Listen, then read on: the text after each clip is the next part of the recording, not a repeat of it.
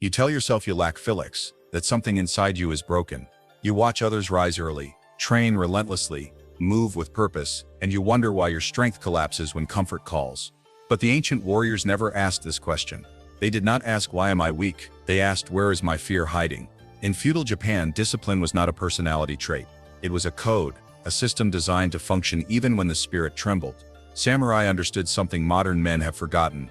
The enemy is not laziness. The enemy is fear wearing the mask of reason. Fear that whispers tomorrow is safer. Fear that dresses itself as logic, rest, preparation. Fear that dissolves strength slowly, quietly, without violence. This story is not about becoming aggressive. It is about becoming still, about standing in silence long enough for fear to reveal itself. A young warrior enters this path believing discipline must be forced. A master watches, says nothing, and allows failure to speak first. Through silence, repetition, and an ancient system older than motivation itself, the warrior learns the truth. Discipline is not created by willpower, it is forged by alignment.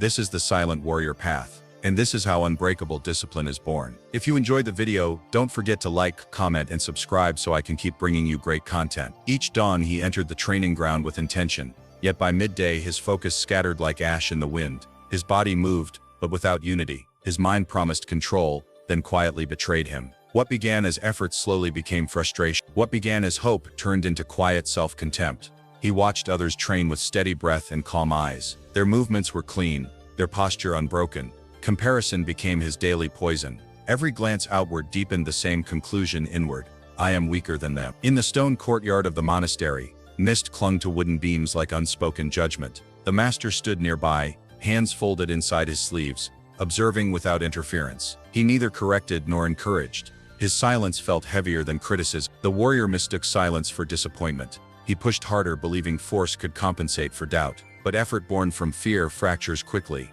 Muscles tired faster, breath shortened, thoughts grew sharp and cruel. I lack discipline, the warrior told himself. I am not built for this path. These thoughts felt true, they felt logical, they felt final. Ancient teachings warned against this stage. They did not call it weakness, they called it misidentification. The moment a man mistakes emotional resistance for identity, temporary fatigue for permanent failure, feeling for truth. Modern psychology would later echo the same warning. Self-judgment triggers threat responses in the brain. Focus collapses, willpower drains, the mind turns against itself. The harder one tries to force discipline, the faster it erodes. The warrior did not know this science. He only felt the weight. One evening, after failing even the most basic form, he remained alone in the courtyard. His shoulders slumped, his breath shallow, his spirit tight like a clenched fist. The master approached and sat across from him. Then the master spoke, calm, precise.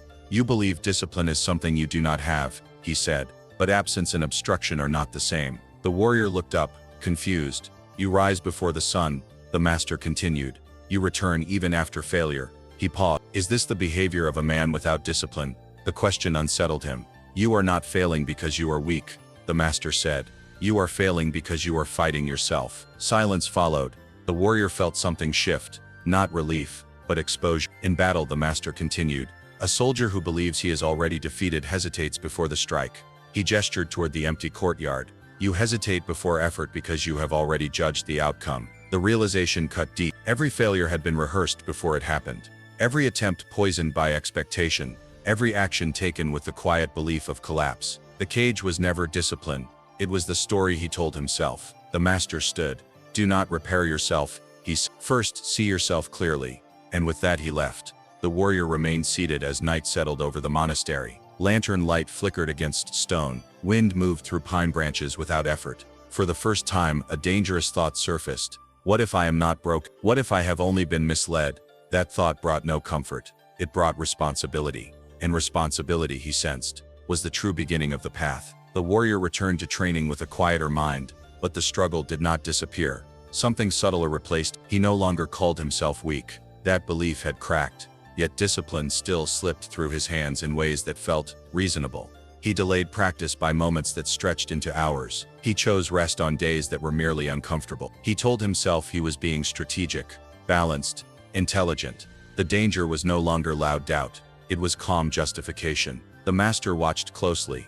The warrior noticed patterns. He trained well when conditions felt right, when the air was cool, when his body felt strong, when his thoughts aligned. On other days, Logic intervened. Today, recovery is smarter. Pushing now would be inefficient. I'll begin properly tomorrow. Each excuse arrived dressed in wisdom. This was more confusing than open failure. The warrior felt he was improving, yet something invisible kept pulling him back. Progress began, then stalled. Momentum flickered, then faded. One afternoon, after the warrior shortened his training without instruction, the master finally spoke. "Why did you stop?" he asked. The warrior answered quickly. He had prepared this explanation many times. "My form was deteriorating," he said. "It was better to preserve energy than practice poorly." The master nodded slowly. "And yesterday?" he asked. "I lacked focus," the warrior replied. "Training without focus is wasted effort." And the day before, the warrior hesitated. "My body needed rest." The master's eyes remained calm. "Each reason sounds intelligent," he said. "But intelligence is not always truth." He motioned for the warrior to Fear rarely announces itself," the master continued. "It prefers to speak with your voice." The word fear startled him. "I am not afraid," the warrior said. "I simply think carefully." The master almost smiled. "Fear does not mean terror. It means avoidance of discomfort." He drew a line in the dirt with a stick. When discipline asks for tension, fear offers logic. When growth demands uncertainty, fear offers comfort. When the path narrows, fear widens the road. The warrior felt exposed. Modern minds call this rationalization. Ancient warriors knew it as something more dangerous. Fear wearing the mask of reason. The mind learns quickly how to protect itself. It avoids pain before pain even arrives. Neuroscience would later confirm it. The brain prioritizes safety over progress. Discomfort triggers threat responses. Logic becomes a servant of avoidance unless awareness interrupts it. The master stood and faced the training grounds. "Samurai were never fearless," he said. "They were trained to notice fear before it decided for them." The warrior realized something unsettling. His discipline had not failed because fear existed. It failed because fear had been invisible. Fear had been choosing his schedule. Fear had been setting his limits. Fear had been speaking through his thoughts, calmly and convincingly. The master turned back. "You believe discipline requires confidence," he said. "It does not." He paused. "It requires honesty." That night, the warrior trained again, but something changed. Each time the thought arose, "Stop now. Delay. Rest instead." He did not obey or resist. He observed. He asked a single question. Is this clarity or avoidance? Sometimes the answer surprised him. He continued even when his mind protested, not aggressively, not emotionally, simply because the structure demanded it. Other times he stopped, but without justification, without storytelling, only presence. The difference was subtle but profound. Discipline began to separate from mood, action from emotion, truth from comfort. Fear did not disappear, but it lost its authority. The warrior understood now. The enemy was never laziness. It was unconscious fear disguised as wisdom, and awareness, not force, was the blade that cut through it. As the master watched from a distance, he saw the warrior begin to move differently, not harder, clearer, and clarity, he knew, was the gate to the next trial, a place where excuses could no longer hide, a place called silence. After fear was exposed, the master removed something the warrior did not expect: guidance. There were no more corrections, no encouragement, no approval, no disapproval. Training continued at the same hour, in the same place, under the same sky, but the master no longer spoke. He simply watched, sometimes not even that. At first, the warrior felt abandoned. Without feedback, uncertainty crept in. Was his stance correct? Was his progress was he wasting effort? The mind searched desperately for confirmation. Silence answered none of it. This was the next test. In the absence of instruction, something else grew louder. The ego. It whispered constantly, "You should be better by now. Others would notice your discipline. This feels pointless. You deserve recognition. You deserve relief." The warrior realized how much of his discipline had been fueled by identity, by the need to feel like a disciplined man, not simply to act like one. Effort had been tied to self-image. Progress had been measured against imagined observers. Silence stripped that away. Zen masters had always known this truth. Silence is not empty. It is confrontational. Without noise, the mind reveals itself. Every excuse, every craving, every hidden demand surfaces when there is nothing left to distract it. Modern psychology confirms the same. When stimulation drops, the brain produces discomfort. The ego seeks novelty because stillness dissolves its control. The warrior began to see clearly. His resistance was not physical. It was psychological. It was the ego negotiating relevance. He noticed how his body could continue long after the mind demanded escape. How fatigue was often a suggestion, not a limit. how boredom felt threatening only because it offered no reward. Day after day, he moved in silence. No music, no praise, no mental commentary allowed. The master had given only one instruction before withdrawing: do the work, nothing more. At first, the warrior fought the silence. His thoughts raced. He judged himself. He imagined outcome. He counted time. He searched for meaning. Then slowly, something shifted. The thoughts continued, but he stopped following them. Movements became simpler. Breathing steadied. The body learned to act without permission from the mind. Discipline stopped being dramatic. There was no internal speech saying be strong. No emotional charge saying push harder. Only action. This was unfamiliar. The ego thrives on struggle, on stories, on resistance. When discipline became quiet, the ego weakened. There was nothing to attach to. Ancient warriors trained this way deliberately. Repetition without stimulation, practice without praise, silence without explanation. They understood that mastery requires the death of unnecessary identity. The warrior finally understood why the master had withdrawn. If discipline depends on validation, it collapses in solitude. If discipline depends on identity, it crumbles in silence. Only presence survives. One morning, as mist rolled across the training grounds, the warrior noticed something subtle. He was no longer waiting for the session to end. He was simply there. Time lost urgency. Effort lost weight. The body moved with calm precision, not because it was impressive, but because it was correct. The ego protested less. When thoughts appeared, they passed. When discomfort arose, it was observed. When boredom surfaced, it dissolved. This was not enlightenment. It was alignment. The warrior realized discipline had never required intensity. It required surrender, not to weakness, but to the moment itself. Silence had done what force could not. It had removed the performer. It had stripped the need to prove. It had revealed discipline as obedience, not expression. When the master finally spoke again, it was brief. You are no longer negotiating, he said. That is why you are ready. The warrior bowed, not out of reverence, but understanding. He had lost something in silence, his ego, and in its place, something steadier had begun to form.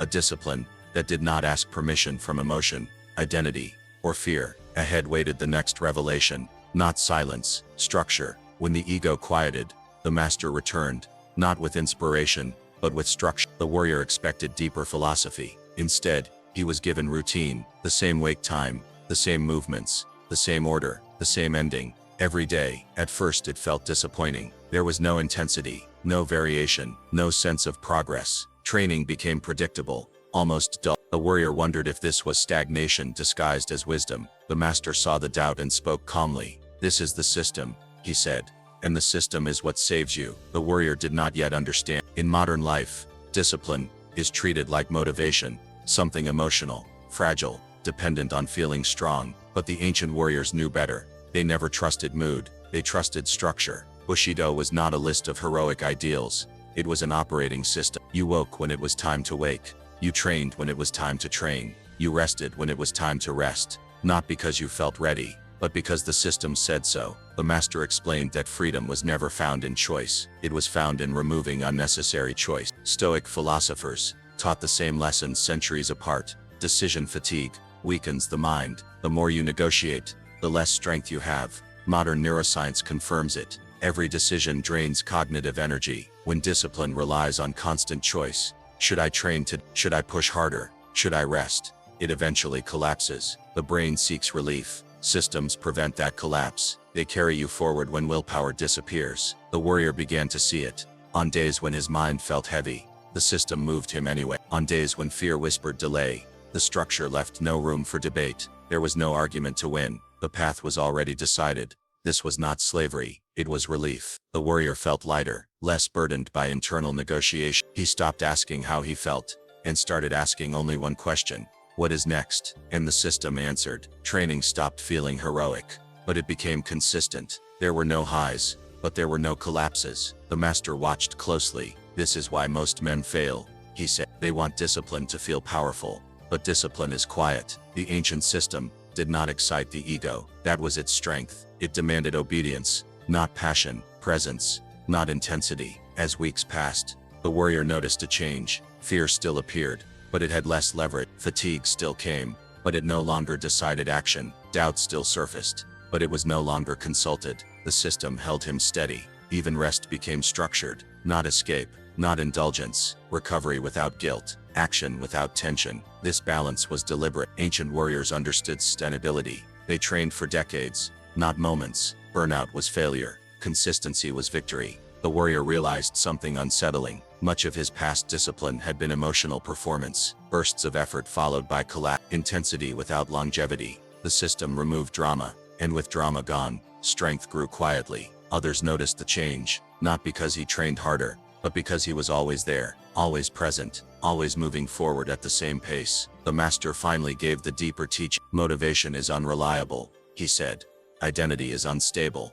Only structure endures. The warrior bowed again. He understood now. The ancient path was never meant to inspire. It was meant to carry, to remove the burden of self-control and replace it with alignment. Discipline was no longer something he summoned. It was something he stepped into. And as the system continued to hold him steady, another transformation began, one even quieter, yet more permanent. Discipline was no longer an effort. It was becoming who he was. There was no moment when the warrior realized he had changed. No announcement, no victory, no internal celebration. Change arrived quietly, the way dawn does, without asking permission. One morning he rose before the bell, not from urgency, not from fear of failure. His body moved before thought formed. The system no longer pulled him forward. It was him. Training began without resistance. No internal debate, no emotional preparation. His movements were steady, almost ordinary, yet something was different. There was no tension behind the effort, no need to prove discipline, to himself or anyone else. The master observed from a distance. He did not correct. He did not praise, because correction was no longer required. This chapter marked the deepest shift on the path, the point where discipline stopped being an action and became an identity. In the past, the warrior did discipline. Now he was disciplined. Modern neuroscience explains this transformation clearly. Behaviors tied to identity consume less cognitive energy. They resist collapse under stress. When action aligns with self-concept, the brain no longer treats it as effort. It treats it as consistency. Ancient warriors understood this. Without science, they did not say, "I am disciplined today." They said, "This is who I am." The warrior noticed how fear had changed. It still appeared, before difficult training, before uncertainty, before exhaustion. But fear no longer negotiated. It no longer shaped decision. It arrived, was observed and passed. Ego also softened. There was no desire to look disciplined, no hunger for recognition, no comparison. The warrior spoke less. He explained nothing. His presence became heavier, calmer. Others felt it. Not intimidation, stability, not aggression, quiet authority. This was the paradox the master had always known. The less a man tries to appear strong, the stronger he becomes. Discipline, rooted in identity, is invisible. It does not announce itself. It does not demand validation. It does not fluctuate with emotion. The warrior no longer measured progress. Distance stopped mattering. Outcomes lost their urgency. He focused only on execution. One movement, one breath, one repetition at a time. Presence replaced ambition. The master finally spoke again, his voice low and deliberate. "Effort is loud," he said. "Identity is silent." The warrior understood. In earlier days, effort burned him out. Now identity sustained him. He could train tired, rest without guilt, work without resentment. Discipline no longer consumed him. It stabilized him. Modern psychology confirms this ancient truth. Willpower is finite. Identity-based behavior is resilient. When discipline is tied to who you are, not what you want, it survives stress, boredom, and fear. The warrior no longer feared losing discipline. There was nothing to lose. It was no longer something external he had to protect. It was internal, woven into posture, rhythm, and attention. The master watched as the student moved through days without drama. This was mastery, not perfection, not domination, but alignment. The warrior had stopped fighting himself. And when a man stops fighting himself, immense energy becomes available. Energy once wasted on hesitation, now fueled presence. Energy once spent on self-judgment, now sharpened awareness. The path became lighter, not because it was easier, but because resistance was gone. The master knew this stage well. Many reach discipline, few reach embodiment. This was the difference between training and transformation. As the sun lowered over the mountains, the warrior completed his practice and bowed, not to the master, but to the path itself. He did not feel powerful. He felt grounded, and that was stronger. The master turned away quietly. The final lesson was approaching, not one of achievement, but of release. Because once discipline becomes identity, the last attachment must fall. The need for the need for results. The warrior was ready to walk forward, without fear. The end did not arrive with a sound. No final lesson, no farewell, no closing words carved into memory. One morning, the warrior noticed the master was no longer watching. The training grounds were the same. The mountains stood unmoved. The wind carried the same quiet breath through the trees, but the presence behind him, the silent weight that had guided every step, was gone. At first, the warrior felt uncertainty rise, not panic, not fear, just a subtle question in the body. Am I still walking the path? If no one is watching, he sat with the question. He did not rush to answer it. This was the final test. The master had not left to abandon him. He had stepped away because guidance was no longer required. The warrior understood something then, deeply, without thought. Discipline was never about obedience to a teacher. It was about loyalty to the path itself. That day, training continued as always, not harder, not softer, simply true. The warrior no longer measured his progress. He no longer asked how far he had come, or how far remained. The future loosened its grip, so did the past. Presence became complete. Modern psychology calls this intrinsic regulation, action, guided from within, no longer dependent on reward, punishment, or external structure. Ancient systems reached the same conclusion. Centuries earlier, the strongest warrior does not need supervision, he needs alignment. Fear still appeared at times, before long days, before uncertainty, before moments where quitting would feel reasonable, but fear had lost its voice. It arrived like a cloud passing through open sky,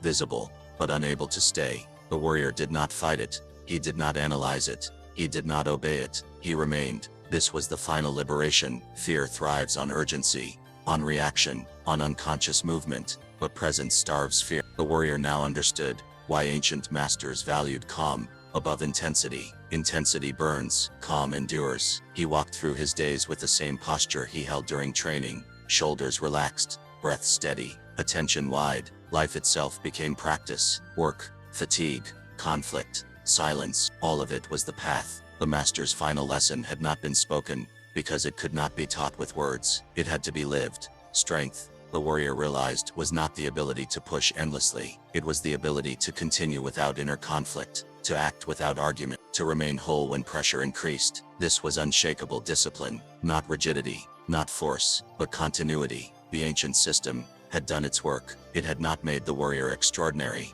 It had made him stable, and stability, in a chaotic world, is rare power. As seasons passed, the warrior's presence affected others without effort. He did not teach, he did not preach, he simply moved with clarity. Those who watched felt something settle inside themselves. Calm spreads quietly. The warrior no longer sought mastery. Mastery had arrived when seeking ended. One evening, standing at the edge of the training ground, the warrior bowed, not out of ritual, but gratitude, not to the master, not to the system, but to the discipline that had reshaped him. Without violence, he turned and walked forward. No destination in mind, no finish line needed, only the next step, and the next breath. The path continued, not as a burden, but as a way of standing in the world, silent, present, unbreakable. And in that silence, the true freedom revealed itself. The warrior is not undisciplined by nature. He is weakened when fear operates unseen. Discipline is not built through force, motivation, or emotion. It is forged through presence, strengthened in silence, and sustained by loyalty to the path. When ego demands escape, when fear is observed rather than obeyed, the warrior becomes unshakable, not by conquering the world, but by remaining steady within himself.